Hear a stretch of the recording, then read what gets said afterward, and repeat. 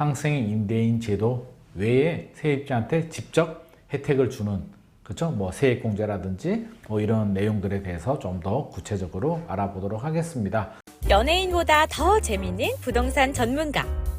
어려운 부동산을 쉽게 풀어주는 부동산 전문가. 김인만과 함께하는 부다방 TV. 안녕하세요. 부다방TV 진행자 김인만입니다. 부동산 때문에 고민 있거나 가슴 답답하신 분들 저한테 질문을 주세요. 제가 속 시원하게 뻥 뚫어드리도록 하겠습니다. 자, 이번에 그 6.21 대책 상생 임대인 제도에 대해서 일부 시간에 알아봤고요. 자, 이번 2부 시간에는 상생 임대인 제도 외에 세입자한테 직접 혜택을 주는, 그렇죠? 뭐 세액공제라든지 뭐 이런 내용들에 대해서 좀 더 구체적으로 알아보도록 하겠습니다. 자, 그림 보이시죠? 계약갱신, 임차인, 전세대출 지원 강화인데 모든 전세대출이 뭐 다 대상이 되는 건 아니고요. 버팀목 대출이라고 있잖아요. 우리 저소득 서민층들이 이제 정책 금리를 받아서 굉장히 저렴한 금리로 대출을 받을 수 있는 유용한 상품인데요. 이게 요즘 전세 가격이나 월세 가격이 많이 오르다 보니까 한도액과, 그렇죠? 대출 한도액과 보증금 한도액이 있는데 이게 좀 부족하다라는 비판의 목소리가 있어서 이번에 좀 올려주었습니다. 얼마나 올려줬냐면 수도권 같은 경우는요, 보증금 3억 이내, 대출 한도 1억 2천 이렇게 대출이 됐다면 버팀목 대출이, 개선은 보증금 4억 5천에 대출 한도 1억 8천만 원까지 해준다라고 합니다. 지방은 보증금 2억에 8천만 원까지 해줬는데 보증금 2억 5천에 대출 한도 1억 2천까지 혜택을 늘려준다라고 하니까 좀 도움이 되겠죠? 저는 이거 좋은, 잘했다고 생각합니다. 이런 서민 전용 지원 대출은 뭐 좀 확대해줘도 저는 뭐 좋지 않을까 생각을 하고요. 자, 또 월세 및 임차 보증금, 원리금 상환액에 대해서도 지원을 확대해 준다라고 합니다. 자, 뭐 여러 가지 내용들이 있는데 뭐 간단하게 보면 월세 세액공제를 10에서 12%였는데요. 12에서 15%까지 이렇게 상향 조정해 주고요. 원리금 상환액, 그러니까 대출 받아서 이제 원금하고 이자 상환하잖아요. 소득공제를 해 주는데 원래 기존에 한도액이 300만 원이었는데 400만 원까지 한도액도 늘려준다라고 합니다. 세입자들이 그렇죠. 왜 임대인한테만 혜택 주냐? 상생 임대인 제도. 그게 아니죠. 임대인한테만 혜택을 주는 건 아니고요. 임대인한테 혜택을 주면 임대인은 5% 이내로 거의 안 올리다시피 하니까 세입자한테도 낙수 효과가 생겼는데, 세입자한테 바로 직접적으로 혜택을 주는 게 이제 전세 버팀목 대출 한도도 좀 늘려줬고요. 이렇게 세액공제, 원리금, 소득공제도 늘려줬다라고 이해를 하시면 될 것 같습니다. 그러니까 뭐 어떻게 보면 세입자들은 낙수 효과, 상생 임대인의 낙수 효과도 받고 직접적인 혜택도 있으니까 안 나온 것보다는 좋다라는 저는 그런 생각은 듭니다. 안 나온 것보다 좋잖아요. 그래서 어떻게든 좀 도움이 될 것 같고요.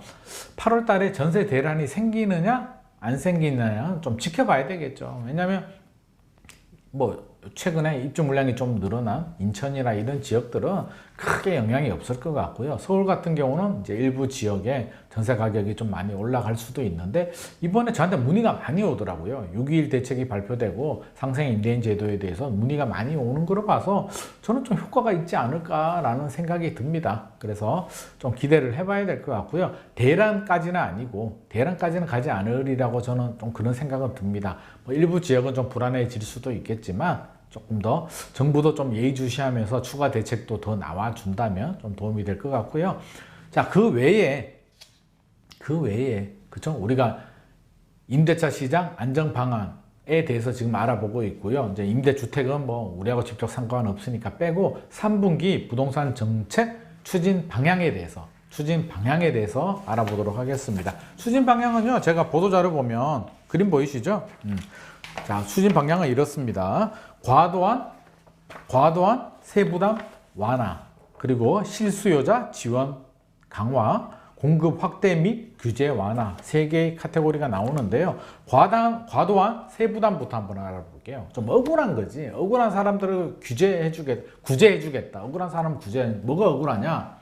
왜 구제해주느냐? 3가지 케이스가 있습니다. 하나는 일시적인 2주택일 때. 지금 종합부동산세 이야기하는 겁니다. 일시적 2주택인데 난 어차피 팔 거야. 몇 년 안에 비과세를 받기 위해서 사정이 있어서 파는데 어쩔 수 없이 잠깐 2주택이 됐는데 양도세는 일시적 2주택이라고 해서 혜택을 주는데 왜 종합부동산세는 과세를 하는 거야? 라는 비판의 목소리가 있었는데 이번에 반영을 해줍니다. 그래서 일시적 2주택자들은 각각 1주택씩 간주해 가지고요. 1주택에 준하는 종합부동산세를 부과한다라고 합니다. 지방에 3억 이하 저가 아파트 공시가격 3억 이하 저가 아파트들도 종합부동산세 1주택에 준하는 혜택을 주고요.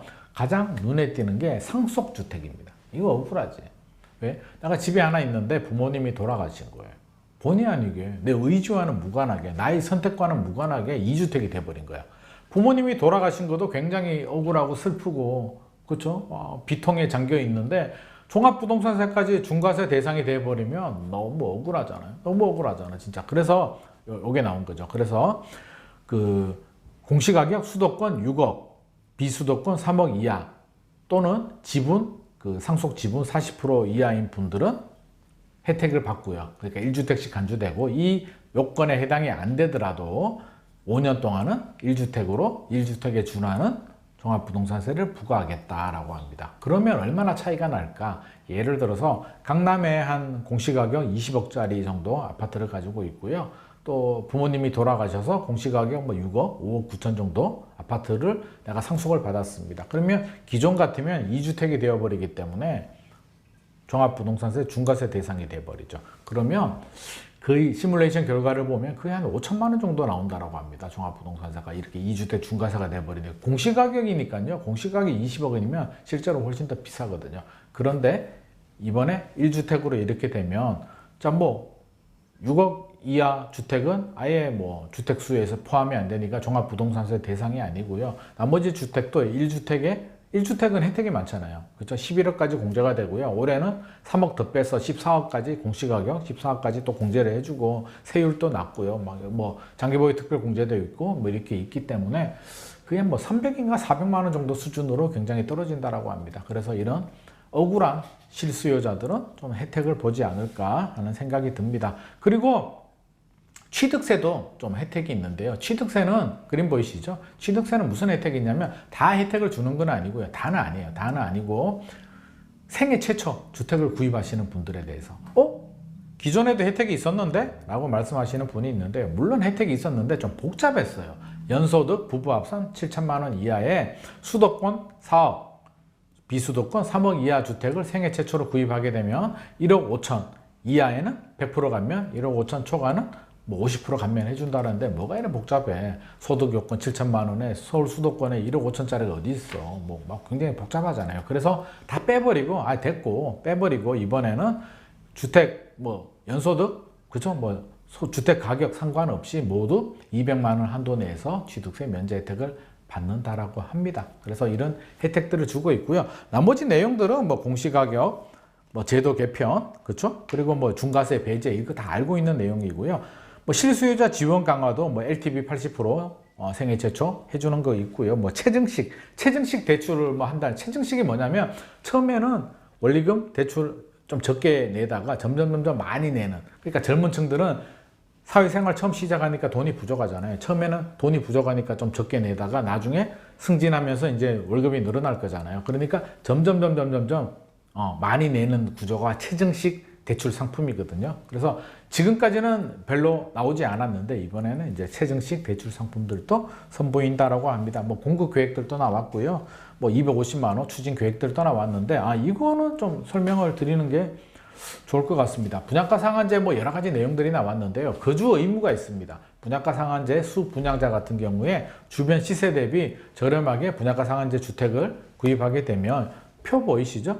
공공주택 같은 경우는 80% 미만이면 5년, 80에서 100%면 3년, 또 민간택지 같은 경우는 80% 미만이면 3년, 80에서 100% 사이는 2년 동안 이게 처음에 바로 입주를 해야 되는 거예요. 집을 다 지으면 입주 가능 시점부터 바로 이렇게 기간 동안 실거주를 해야 되는데 이번에 바로가 아니고 네가 팔 때 또는 상속을 하거나 정리하거나 정리할 때까지만 거주 요건을 채우면 되는 거로 이렇게 좀 약간 개선을 했습니다. 이렇게 여러 가지 대책들이 많이 나왔으니까요. 자, 상세한 내용들은 이렇게 보도자료 다운받아서 보시면 되고요. 제가 최대한 쉽게 좀 중요한 내용들 위주로 이렇게 좀 설명을 드렸습니다. 자, 오늘 내용 도움이 되셨나요? 도움이 되셨으면 좋아요와 구독 꼭 눌러주시고요. 궁금한 거 있으시면요. 네이버 카페 기니만 부동산 경제연구소에 남겨주시면 제가 답변 드리고요. 방송으로도 진행해 드리도록 하겠습니다.